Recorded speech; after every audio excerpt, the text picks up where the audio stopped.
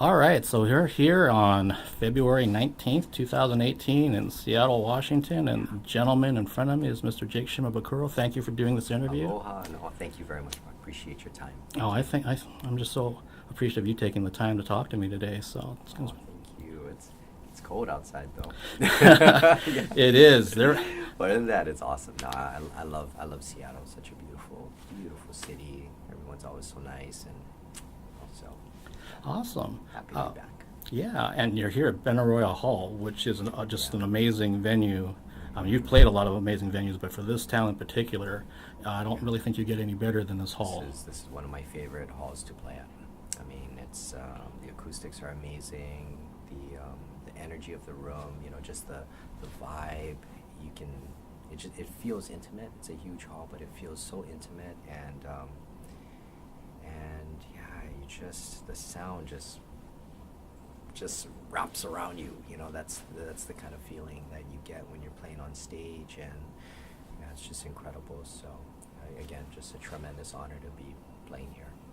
Awesome. And so, did you guys get in this morning, yesterday, traveled? I think you were all over in Tennessee prior to being in Seattle. Yes, we just performed at another amazing venue in Nashville. It was the Ryman Auditorium, and that's a very historic place, very different from Benaroya Hall, but it's there's just so much history there, and again that's another place that the acoustics are just incredible as well, and so yeah, I've been very fortunate to have these opportunities to perform in these incredible places, because as you know, as a musician, especially if you play an acoustic instrument, the venue becomes part of your instrument. The venue is really part of the instrument because it all the reflections of what you're playing contributes to the experience and the sound and the emotion. So to be able to play my ukulele through in this venue and just be embraced by the sound and the reflections and all that is just an incredible experience, and I hope that the audience tonight will experience the same thing that we're experiencing on stage. So. I'm sure we will. Yeah, but anyway, sorry, I didn't even answer your question, but I got off in a tangent. But yes, so after the Ryman show, the next morning we flew out to Seattle, and we arrived last night, and we got a quick bite to eat across the street from the hotel that we're staying at, got a good night's rest, and just drove over to the venue this morning. So we're feeling good and ready to play tonight. Yeah. Nice. This town, there was a threat of snow, and some places actually got snow yesterday.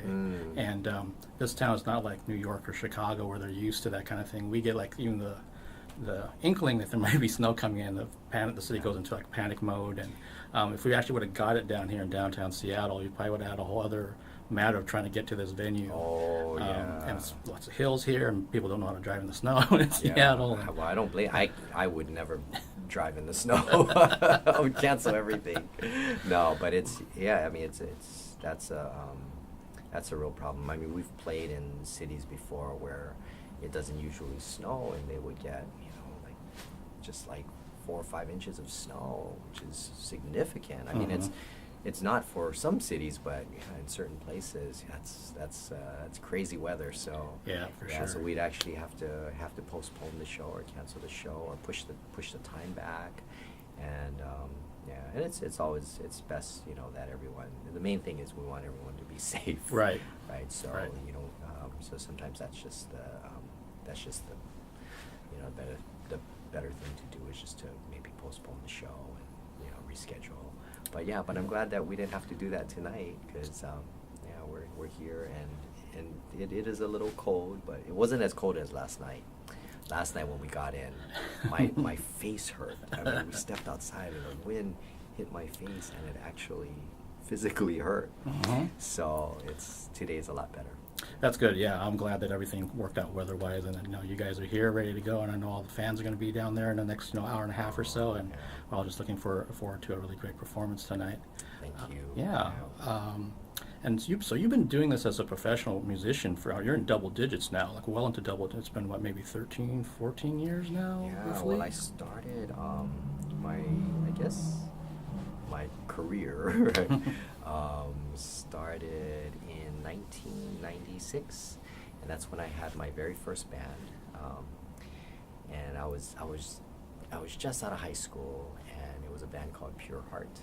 So that was my first band, and we did a lot of traditional music and contemporary Hawaiian music, and we released a couple CDs, and I had a lot of fun. You know, it was a trio. We had a lead singer and a percussionist, and yeah, we played a lot of vocal tunes and instrumental pieces, and then later after that I joined another band called Cologne, you know, with the same percussionist from the previous band. And we released an album, and then in 2001 is when I went solo, and it was a scary time because I don't sing, and in the previous bands that I was with, we always had a lead singer, and I was kind of more of a sideman, which I was very comfortable just being the sideman. You know, when there was a little vocal break, I would step up and just do, you know, a 16-bar solo or something, and then step back. But yeah, in 2001, I started coming up with some arrangements, and I signed my first record deal with Sony Japan. And that's kind of when things started happening for me. I started traveling to Japan a lot and doing shows there. But then 2005 is when YouTube, was created, and I was fortunate enough to have a video that went viral on that site, and that's really what started this touring career for me. So I was really just in the right place at the right time, and I think it was a special time for the ukulele because the popularity of the instrument started to grow around that time as well. There was a beautiful arrangement of Israel Kamakawiwo'ole's Over the Rainbow that appeared in some Hollywood movies, and I think changed people's perspective on the instrument. You know, they were like, wow, this is such a beautiful sounding instrument, and I think the combination of just the natural sound of the ukulele and Israel Kamakawiwo'ole's voice, which is pure magic. You know, and I think shortly after that, the band Train came out with their big hit, Hey Soul Sister, which there was a lot of, I mean, it was all ukulele driven on that song. Eddie Vedder with his ukulele records. So I think there was just a lot of very iconic artists starting to incorporate the ukulele into their performances and music. Paul McCartney, right? And I think more and more people, it just started to expose the instrument to a whole new audience in a different way, in a very modern and kind of cool, you know, it was a cool presentation of the instrument. So yeah, it was just the timing of everything. That's what I believe. Yeah. Okay. Kind of brings up an interesting point, because I remember when your video went viral and it had millions of, is it still on YouTube at this point? Have you ever even thought to try to find the original one that spun off all this time? I don't know. I mean, I know it's still on there because people will still. I mean, this video got on YouTube in 2005, and till this day, people will still tell me that, oh man, I just discovered your stuff, a few months ago, and I saw you playing While My Guitar Gently Weeps in Central Park, and that was the original viral video. So, people are still discovering it, and it's really awesome, I think, in this day and age, because we have all of these great avenues to discover new artists, to discover new music.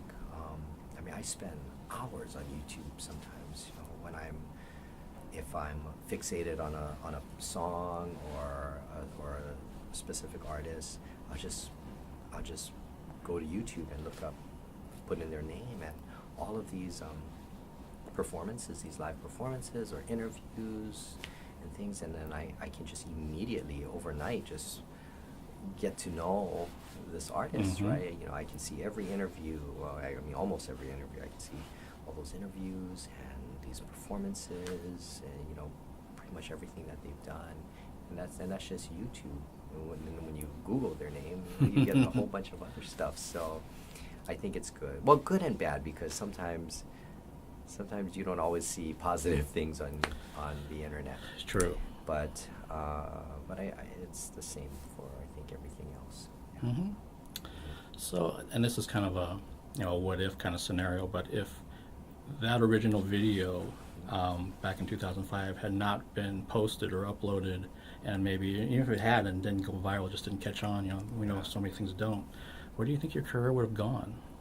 I don't know. I mean, because honestly, I never, I mean, playing the ukulele music has always been my passion, but I never had the confidence, I guess, to really say that this is gonna be my career. I mean, I've always known that I would always play, and I would always just keep learning, because I love playing it, you know. But I remember even when I was playing with some of my other bands, you know, back home in Hawaii, and I think I always knew that eventually I would have to find something to do. And I love working with kids, so I thought I would go into education. You know, so I thought, oh man, going into education would be perfect for me, because I can use the ukulele in the classroom, you know, to kind of motivate the children, and to, you know, I can incorporate music into learning and all of that. So I thought this would be great. And then I'd have the summers off, and then during the summers I could find places to play, you know, or I could play on the weekends. So I thought that would be like the perfect career choice for me. But I never imagined that I would have the opportunity to just do music full time, you know, to perform and record. And I mean, because on the days when I'm not touring or I'm not in the recording studio, like I'm home practicing, you know, I'm practicing and composing, arranging, trying to come up with new ideas, and that's my fun. You know, people always ask me, so what do you do when you're not on the road and you're not performing? And I tell them I'm usually practicing. And I'm like, really? Well, what do you do for fun? And that's your fun. That's really what I do for fun. And I remember once a musician told me that, you know, it's hard to when you're passionate about what you do. It's hard to believe that you're getting paid to do that. You know, I can't believe that I actually make a living doing this, you know, because this is something that I would do for free. I mean, it's just that's how much I enjoy it, you know. But a musician once told me that, well, you know, the way that he thinks about it is, what did he say? He said, he never looks at his performance on stage as something that he gets paid to do. He looks, you know, he says that's what he does for free because it's fun. But you know, he told me that what he gets paid for is everything that needs to happen to get him onto the stage, right? So, okay. You know, like being away from family, sure. You know, traveling overseas, you know, because it can be physically straining, but I don't know, but I love traveling too, so it's really, you know, I'm just very, very grateful, and that's why when we get to get up on stage and just play, man, the time goes by so quick. I mean, our show is about 2 hours, and it feels like 20 minutes. I mean, honestly, for me, it feels like 20. I don't know if it feels long for the audience. Hopefully, it doesn't. But we'll start playing, and we just get into it, and I'll look down at the set list, and I'm like, oh my gosh, we only got 3 more songs. Like, what happened? So, and then we pack up, and we get back on the bus, and yeah, we're usually just talking about the show, and oh man, I'm usually talking with my bassist Nolan or my guitar player Dave, and we're just talking. We're like, yeah, man, I loved when you played that thing, or I love where we went, you know, tonight in this section. And then we'll come up with ideas. We'll be like, oh yeah, maybe tomorrow night let's try this, and oh maybe let's you know, let's kind of I don't know, change up the rhythm, or you would change up the arrangement somehow. And so it's always exciting because we always look forward to that. We're like, oh, I wonder what's going to happen tonight. And I think that's what really keeps it fun and exciting for us. Is just every night we kind of know what we're going to do, but we always leave these pockets of just, you know, where we can just open up and just be present and see what happens. You know, I mean, there are times where like there's one song that we usually end the set with, and it's George Harrison's "While My Guitar Gently Weeps," and there's this ending where we basically play the song, and then we kind of just open up, you know, to this thing, and it's just very improvisational, and we'll go into different rhythms and stuff, and sometimes it's like 8 minutes long. The other night it was 15 minutes long, you know, so we just never know what's going to happen. I think those are the moments that we always look forward to, because we're like, oh man, what kind of you know, exchange of ideas we're going to have when we're out there on stage. Yeah, and that's I think, like you were saying, that if when you're on stage, that if it's not work and it's not anything else, then you know you're finding what most people want to find, whatever career they found, that it's something they would do where they say, hey, even if I didn't get paid for this, I would still want to do it because it's something I'm passionate about. And I want to kind of segue a little bit. You were mentioning possibly back in the day you were thinking about maybe working with children or education, and I believe you still have your charity work that you were doing. I still do a lot of I team up now with a lot of nonprofits. I ended up closing down my Four Strings Foundation, that nonprofit there, because well, as you probably know, you know, 501c3s are very difficult, right, to you know, to keep going. I mean, there's just a lot of things that are required, right? So normally, what I did with I had another organization called Music is Good Medicine, you know, before the Four Strings Foundation, and I had to hire a full-time person just to help run that, right? And then with the Four Strings Foundation too, you know, I think it just got a little overwhelming. So, because I was trying to do it on my own, but I think that I think I just realized one day that, you know, there's so many other charities and nonprofits out there that share the same mission that I had with my previous nonprofits, and so what I've been doing was just collaborating with them, you know. And for me, my mission is just to, you know, I love just going to schools. I love taking the time to go to visit schools and maybe do a little short performance for the kids and kind of share with them my passion for the ukulele and music.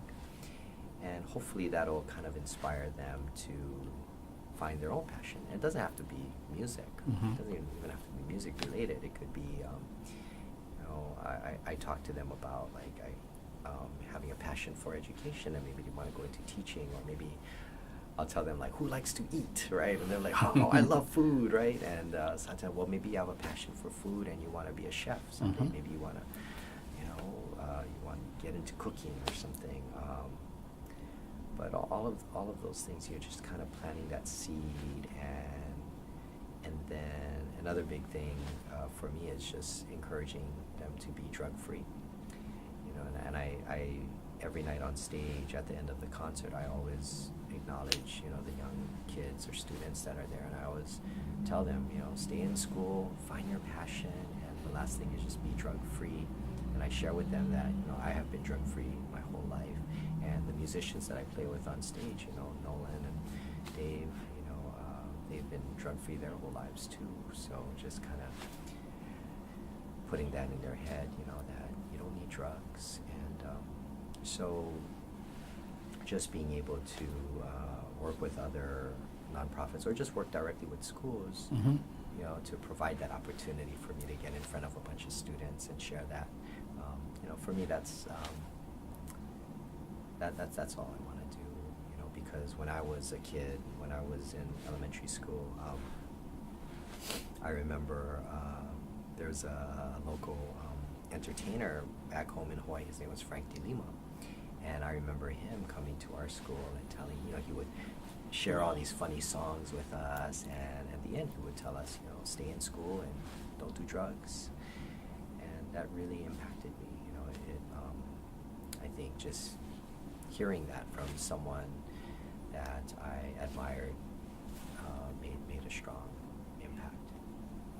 Yeah, no, I can relate to that for sure, because I went to my first concert when I was 9 with my mom, and for some people, they get into the music scene, they become that cliche of sex, drugs, rock and roll, that kind of thing. And for me, it was like I found that outlet. I found that thing that kept me from doing bad things. Mm-hmm. And you know, I don't know where I would be if I had not gone to that show and some, you know, shows after that as well. So, and if it becomes something, you know, that you're passionate about, and it doesn't have to, like you were saying, it doesn't have to be music. It could just be anything in life.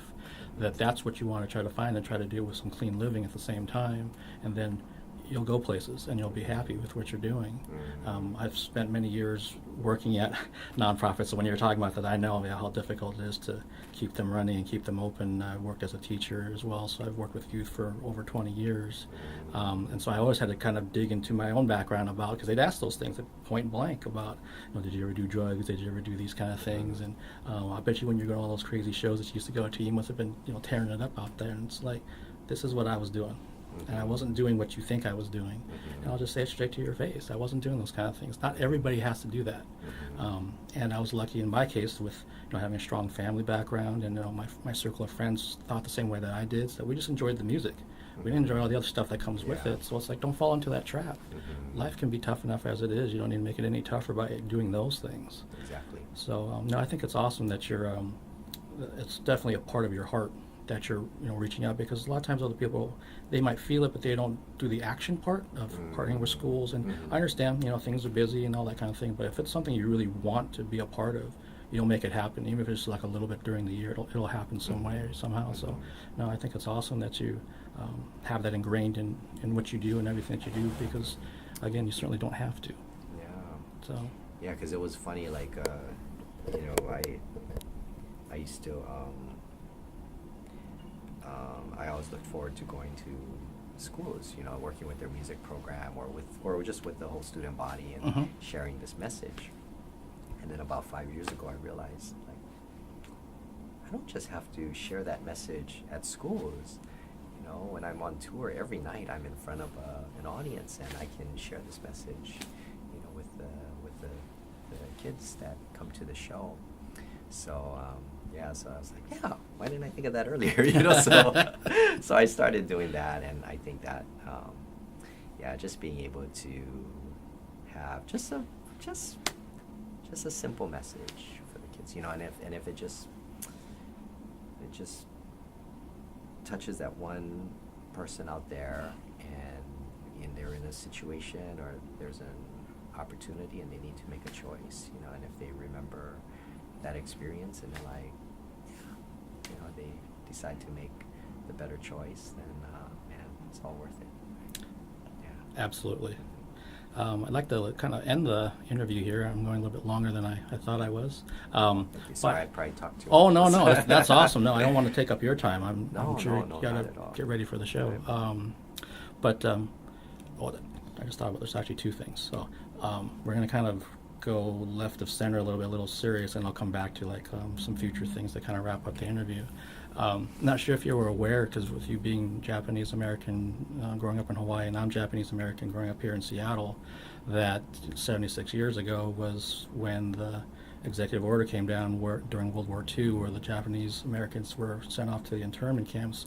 My grandparents, other family members were there. My aunt was born in one of the internment camps, and I'm not a political-based media, but it's such an interesting thing that it dawned on me when I was getting ready for the interview today. Like, here we are, it's President's Day. I get to this awesome opportunity to talk to Jake, and then me being Japanese American as well. And then I saw something, I think through social media, about, oh, did you know that today's what happened back during World War II? And I'm like, I'm an American, and I'm Japanese, and I know what kind of things that my grandparents and my other family members went through, so I don't want to ever discount that. But at the same time, it's kind of interesting to see we have somebody like yourself going to be in front of 2,500 people tonight. You got somebody like me, talking to you and interviewing you right now, and then you go back all that time of what our family members or ancestors or whatever you want to call it went through. It kind of feels like, yeah, we've come all this way, but at the same time, don't forget that happened too. And I don't know if you had anything in your own family background that kind of memories or things you heard that kind of speak to that as well, or any thoughts you might have. Yeah, well, definitely being born and raised in Hawaii. In school, we learned about, of course, the bombing of Pearl Harbor. Sure. And all of that. And I was always fascinated by the Japanese American Nisei veterans, their story. And I remember reading about how the first group of soldiers that volunteered to fight, to defend our country was a group of Japanese American soldiers from Hawaii. And they paved the way for the 100th Battalion, the 442, the MIS, and it was just I realized, like you said, at a young age that being a Japanese American, living in this country today, both of us. We have a much better life because of the sacrifices that they made, and the loyalty that they showed and proved. So, yeah, it was just a few years ago. I wrote a song called "Go for Broke," as a way for me to just to, I guess, acknowledge what they did, and as you know, they were the most decorated unit in the history of the U.S. military, and we're gonna play that tonight for sure. Nice. Yeah, we are definitely gonna do that, and recently there was a movie that was just released in Hawaii too. It's called "Go for Broke," and it was produced by a friend of mine, Stacy Hayashi, and I had the honor of doing the music. So yeah, so it was it's something that's very close to my heart, and yeah, and I just so I'm very, like you said, very aware, and yeah, we can't forget, right? We always have to remember that, and I think that's a big thing, because I'm a sansei on my father's side and gosei on my mother's side. So, meaning third generation and fifth generation Japanese American. So, I think that it's so important, because when my great grandparents came, they sacrificed so much, right, to provide a better life for the next generation, and then the next generation came and they suffered a lot too, because they didn't have anything. They're very, very poor, and a lot of them in Hawaii came for to work in the plantations and things like that, right? Then the third generation came, right, and things got a lot better, right? Things got a lot better. They could speak good English. They could, but then a part of it, they started to, my grandma speaks very little Japanese. My mom doesn't speak any Japanese, so of course I don't speak any Japanese. But I think it's important because that we remember what they did, because every generation wanted a better life for the next generation, and they had that mentality of making the sacrifices, right? To sacrifice whatever they had to do so that their children would have a better life. And I think as we go on and on and on, right, we slowly, and we don't really think about it, but that feeling deteriorates a little bit, right? We're not, I think sometimes we're thinking so much more about just the present, right? But I think it's important that the later generations, the fourth, fifth, sixth generations, we have to remember that, we still need to make those sacrifices, and we still have to do whatever we can to provide and make a better life for the next generation. And a lot of those things, I think include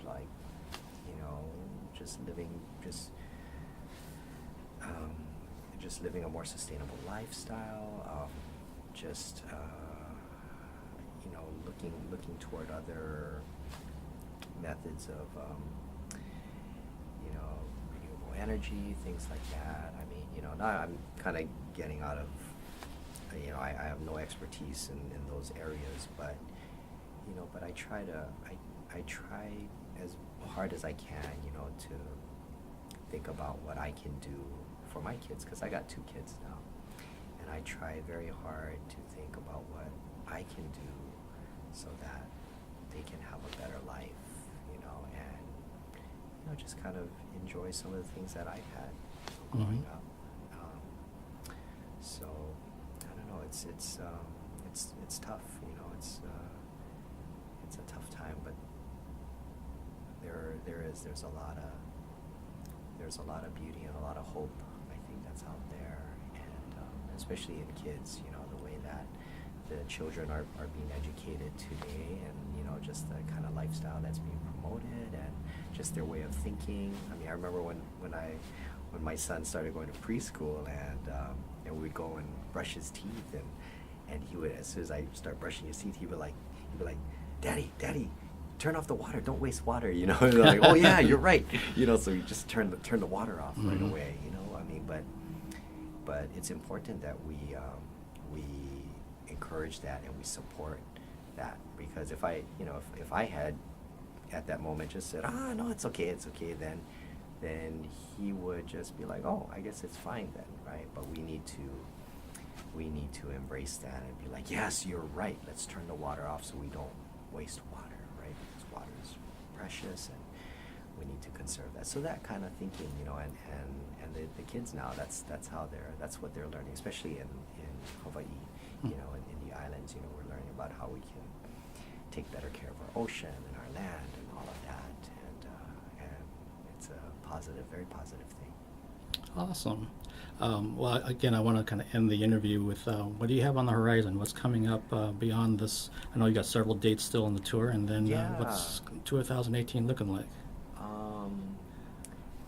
Just a lot of, I don't know, we just want to keep playing and having fun. I want to keep creating, for me, it's important that I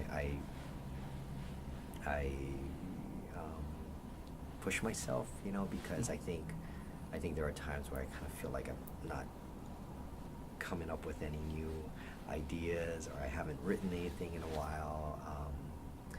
I get a little frustrated, just like, oh, I need to,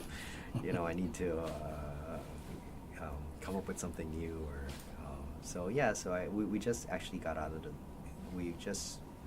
recording studio, and we have a new album that's coming out probably early summer. So I'm pretty excited about that. But already I'm already thinking about the next record.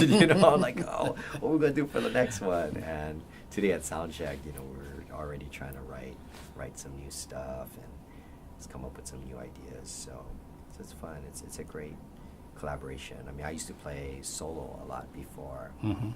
and and you can come up with ideas by yourself. But when you have other musicians to bounce ideas off of, and you just I don't know. It seems so much more productive, and you come up with new things, because when you collaborate, it's like they might suggest something and that triggers something in your mind, like, oh yeah, wait, but let's do that, but then do this, and then someone else would be like, oh yeah, and then how about this, and so it's just wonderful, and we all get excited and we come up with an idea like, yeah, let's play it tonight, so yeah, so that's what we're going to do tonight. We got some new arrangements, some new songs, and yeah, we're just looking forward to the show, man. This place is awesome. Awesome. Well, thank you so much for taking the time to do the interview today, and Oh, yeah, I'm looking forward to this show tonight. Yeah, all right. Thank you.